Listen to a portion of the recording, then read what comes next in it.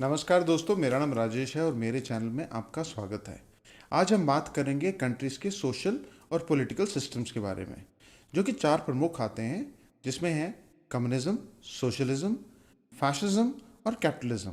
जैसे कि अमेरिका एक कैपिटलिस्ट सोशलिस्ट देश है, चाइना एक कम्युनिस्ट देश है और इंडिया एक सोशलिस्ट कैपिटलिस्ट देश है।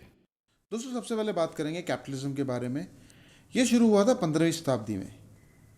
इंग्लैंड में उस वक्त फ्यूडल सिस्टम था और फ्यूडल सिस्टम में राजा किसी से भी खुश होकर उसे बहुत बड़ी ज़मीन दे देता था। उस ज़मीन पे वो लोग बहुत सारे लोगों को बसाते थे और उनसे काम करवाते थे अपने खेतों में, और ये लोगों को बदले में खाने के लिए और रहने के लिए बनाने के लिए दे दिया करते थे। ये लोग, इसके अलावा इनको कुछ नहीं मिलता था, जिसकी वजह से एक स्लेव सिस्टम शुरू हो गया था, जिससे लोगों ने तंग आकर एक रेवोल्यूशन क्रिएट किया था। उस रेवोल्यूशन की वजह से कैपिटलिज्म शुरू हुआ था। मिसाल के तौर पर मैन क्लोथिंग। 1950s में मैन क्लोथिंग थी कुर्ता पजामा और पैंट शर्ट्स, लेकिन 2020 आते आते जीन्स में ही 20 तरह के मॉडल दिखते हैं। यानी कि अगर हम जीन्स खरीदने जाते हैं तो हमें loose fit, tight fit, distress jeans इत्यादि कई तरह की जीन्स मिलती हैं। कैपिटलिज्म बढ़ती हुई आबादी के साथ जॉब्स भी क्रिएट करता रहता है। दोस्तों, अब बात करते हैं कैपिटलिज्म के कॉन्सिक्वेंसेस के बारे में। इसमें 5 प्रमुख कॉन्सिक्वेंसेस आते हैं। पहला आता है स्लम एरिया का इंक्रीज होना, दूसरा आता है लेबर्स की हेल्थ डिटेरियोरेट होना, तीसरा आता है पोल्यूशन का बढ़ना, चौथा है चाइल्ड लेबर और पांचवा है भुखमरी। अगर कैपिटलिज्म के बारे में ज़्यादा जानना चाहते हैं तो एक बुक है द वेल्थ ऑफ नेशन, ज़रूर पढ़ें। दोस्तों, अब बात करते हैं सोशलिज्म के बारे में, यानी कि समाजवाद। समाजवाद 19th सेंचुरी में स्टार्ट हुआ था और उसके 4 प्रमुख पिलर हैं। पहला है प्रोपोर्शनल डिस्ट्रीब्यूशन ऑफ इनकम, दूसरा है स्टेट सबका ध्यान रखती है, तीसरा है जिस भी कंट्री में सोशलिज्म मेन होता है वहाँ पर ह्यूमन लाइफ इंडेक्स बहुत ऊपर माना जाता है, यहाँ बहुत ऊपर होता है, और चौथा है हर एक के लिए बराबर अवसर। अब बात करते हैं 4 पिलर्स के बारे में। पहला है प्रोपोर्शनल डिस्ट्रीब्यूशन। मिसाल के तौर पे अगर एक फैक्ट्री में 10 वर्कर काम करते हैं और एक उनका मालिक है और वो फैक्ट्री 110 रुपये कमाती है, तो 10 वर्कर्स को सैलरी के अलावा बोनस भी दिया जाएगा। दूसरा है वेलफेयर स्टेट। जब भारत अपने लोगों के लिए डिफरेंट स्कीम लाता है, यानी कि उज्ज्वला योजना जिसमें कि गरीब लोगों को गैस बांटी गई थी, या फिर फार्मर्स के खाते में हर साल 6,000 रुपये डालना। तीसरा आता है हर एक को बराबर अवसर मिलना, यानी कि आप कभी भी अपनी जॉब को छोड़ के एक बिज़नेस शुरू कर सकते हैं, और इसके लिए अगर आपको पैसे की ज़रूरत हो तो आप किसी भी बैंक से ले सकते हैं, और ये डिपेंड करता है कि आपकी वैल्यू या कोलेटरल वहाँ पर क्या सबमिट कर रहे हैं, उसके हिसाब से आपको उस बिज़नेस के लिए पैसे मिल जाएंगे। चौथा है ह्यूमन लाइफ इंडेक्स। जिन भी कंट्रीज़ में सोशलिज्म मेन होता है वहाँ पर लोगों की लाइफ बहुत अच्छी होती है। इनमें से मेन कंट्रीज़ हैं स्वीडन, आयरलैंड इत्यादि। यहाँ पर हेल्थ और एजुकेशन हर व्यक्ति को एब्सोल्युटली फ्री मिलती है। अगर आप अपना ही सोचें तो इंजीनियरिंग में आप कम से कम नहीं तो 6 से 7 लाख रुपया 4 साल में लगाते हैं।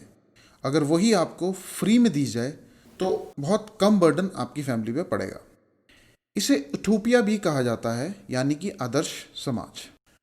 दोस्तों, अब बात करते हैं कम्युनिज्म के बारे में। कम्युनिज्म का बेसिक मोटो है लोगों के लिए और लोगों के द्वारा, यानी कि यहाँ पर कोई भी मालिक नहीं होगा, आपस में पैसे का लेन देन नहीं होगा और सब कुछ सबका होगा। ये सुनने में जितना अच्छा लगता है उतना ही काम करने या इसे इम्प्लीमेंट करना बहुत ही मुश्किल हो जाता है। मिसाल के तौर पे एक फैक्ट्री को लेते हैं। एक फैक्ट्री में एक मालिक और बाकी के वर्कर होते हैं, लेकिन कम्युनिज्म के हिसाब से वहाँ कोई मालिक नहीं होगा, सब वर्कर और सब मालिक भी होंगे। तो जिस वर्कर का आज काम करने का मन नहीं होगा वो काम नहीं करेगा और उसे कोई फोर्स भी नहीं कर सकता काम करने के लिए, जिसकी वजह से वहाँ की प्रोडक्टिविटी डाउन जाएगी और जो फैक्ट्री सेम सामान कैपिटलिज्म में बना रही होगी वो बहुत आसानी से इसको टेक ओवर कर सकती है। दोस्तों, पहली कंट्री जिसने कम्युनिज्म अपनाया था उसका नाम था यूएसएसआर। 1918 में बहुत सारी कंट्रीज को क्लब करके ये कंट्री बनी थी, लेकिन 1980 आते आते ये कंट्री टूट गई थी। उसका बेसिक कारण यही था कि बहुत सारे लोग काम कर रहे थे, लेकिन किसी के ऊपर प्रेशर ना डालने की वजह से, यहाँ लोगों से कभी कभार फोर्सफुली काम ना करवाने की वजह से वहाँ की प्रोडक्शन बहुत डाउन चलेगी और जिसकी वजह से ये कंट्री सस्टेन नहीं कर पाई। और इसकी दूसरी वजह थी कि लोगों को मालूम था कि उनके बच्चों को फ्री एजुकेशन, फ्री हेल्थ और फूड उनको मिलेगा ही मिलेगा, जिसकी वजह से उन लोगों ने काम के ऊपर ध्यान देना कम कर दिया और ये कंट्री डिवाइड हो गई। दोस्तों, चाइना भी एक कम्युनिस्ट कंट्री है, लेकिन चाइना कम्युनिस्ट और सोशलिस्ट दोनों को फॉलो करती है, जिसकी वजह से उसका सिस्टम प्योरली कम्युनिस्ट नहीं है। दोस्तों, अब बात करेंगे फैशिज्म के बारे में। फैशिज्म के 4 मेन पिलर होते हैं। पहला होता है टोटल कंट्रोल, जिससे इकोनॉमी और आपके सिस्टम के ऊपर आपकी स्टेट का टोटल कंट्रोल रहता है। दूसरा होता है स्ट्रॉन्ग सोसाइटी, जैसे कि हिटलर ने माना था कि ज्यूज जो हैं वो उसकी सोसाइटी का वीक लिंक है, इसलिए उनको ख़त्म करने पे आ गया था। तीसरा होता है एक तरह के भाषा बोलने वाले लोगों का समूह, यानी कि अगर आपके अंदर कोई और ग्रुप जो कि कोई और भाषा बोलता है वो आपके ग्रुप में वेलकम नहीं होगा। और चौथा होता है एक तरह के दिखने वाले लोग। अगर आपकी कम्युनिटी में या जहाँ पर भी फैशिज्म है वहाँ पर किसी और तरह के दिखने वाले लोग होंगे तो उनको भी वीक लिंक माना जाएगा। दोस्तों, इसमें इकॉनमी जो है वो कैपिटलिज्म और सोशलिज्म के बिल्कुल ही अगेंस्ट होती है और ये कम्युनिज्म के भी अगेंस्ट होती है। इसमें आप किसी भी अलग दूसरी कंट्री के साथ ट्रेड नहीं करते हैं, पहला।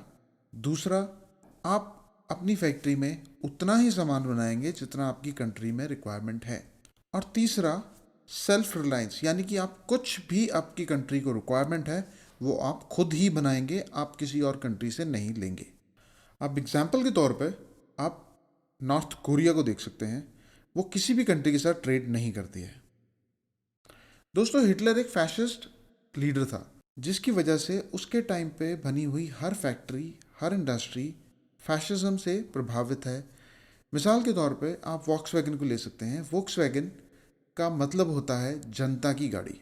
इस कंपनी में उस समय पे उतनी ही गाड़ियां बनाई जाती थी जितनी जर्मनी में रिक्वायरमेंट होती थी। जर्मनी के बाहर वॉक्सवैगन की कोई भी गाड़ी एक्सपोर्ट नहीं की जाती थी। दोस्तों, उम्मीद करता हूँ कि आपको ये जानकारी अच्छी लगी होगी। आप मेरे चैनल को लाइक और सब्सक्राइब ज़रूर करें। धन्यवाद।